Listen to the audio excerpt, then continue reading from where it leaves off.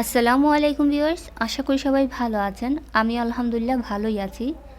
আজ আমি আপনাদের সাথে শেয়ার করব আমাদের সিলেটের ঐতিহ্যবাহী নুনের বড়া বা নুনের পিঠা, যে নামই রাখেন না কেন।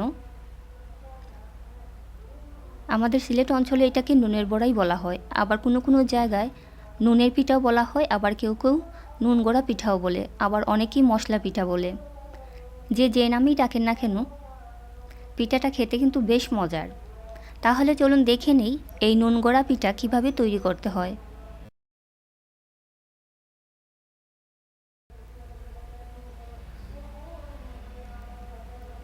নুনগড়া পিঠা তৈরি করার জন্য প্রথমে একটা হাঁড়িতে দিয়ে দিচ্ছি 2.5 কাপ পরিমাণ পানি।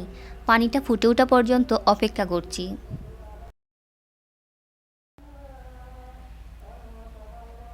এবার দিয়ে দিচ্ছি হাফ কাপ পরিমাণ পেঁয়াজ বাটা, 1 চা চামচ আদা বাটা, 1 চা চামচ রসুন বাটা, 1 চা চামচ হলুদ গুঁড়ো, 1 চা চামচ লবণ। লবণটা আপনারা আপনাদের স্বাদ মতো দেবেন। এবার এটাকে ঢাকনা দিয়ে ঢেকে দিচ্ছি 2 মিনিটের জন্য।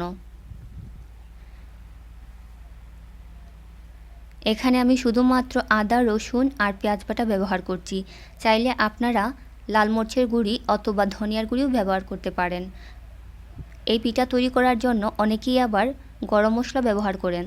যদি আপনাদের পছন্দ হয় তাহলে আপনারা ব্যবহার করতে পারেন।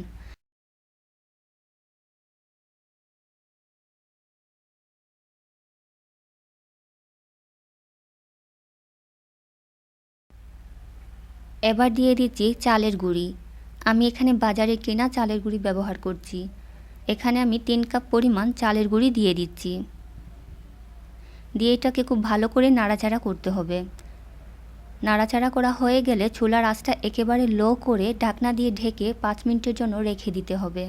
তাহলে ফিরে আসছি 5 মিনিট পর।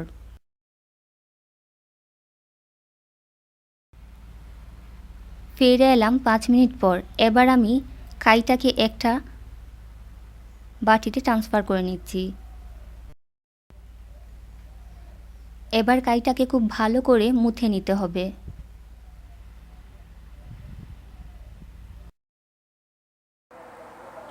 এবার দিয়ে দিচ্ছি চিমটি পরিমাণ কালো জিরা। আপনারা চাইলে নাও দিতে পারেন।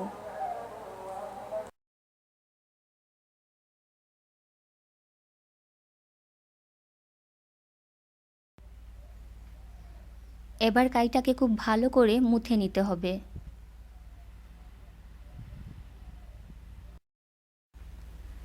দেখতেই পাচ্ছেন আমার কাইটা খুব ভালো করে মোথা হয়ে গেছে। এবার আমি রুটি বেলে নেব। রুটিটাকে খুব পাতলা করা যাবে না, খুব একটা ভারীও করা যাবে না। এবার আমি একটা কুকিজ কাটারের সাহায্যে নুনগড়া পিঠাগুলো কেটে নিচ্ছি। আপনাদের কাছে যদি কুকিজ কাটার না থাকে তাহলে আপনারা গ্লাসের উপরের দিক দিয়েও কেটে নিতে পারেন।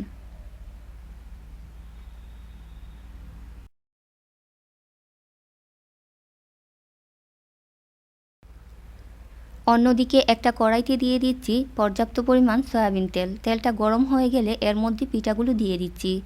অবশ্যই ডুবো তেলে ভাজতে হবে।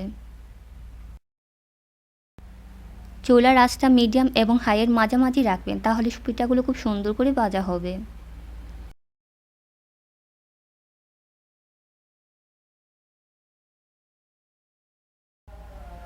একটা পাশ ভাজা হয়ে গেলে অপর পাশটা উল্টে দিতে হবে।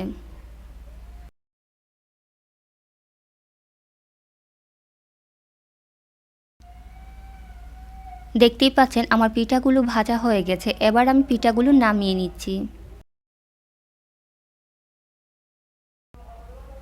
তৈরি হয়ে গেল সিলেটের নুনের বড়া। আশা করি আপনাদের ভালো লাগবে। আর যদি ভালো লেগে থাকে তাহলে অবশ্যই লাইক দিতে ভুলবেন না।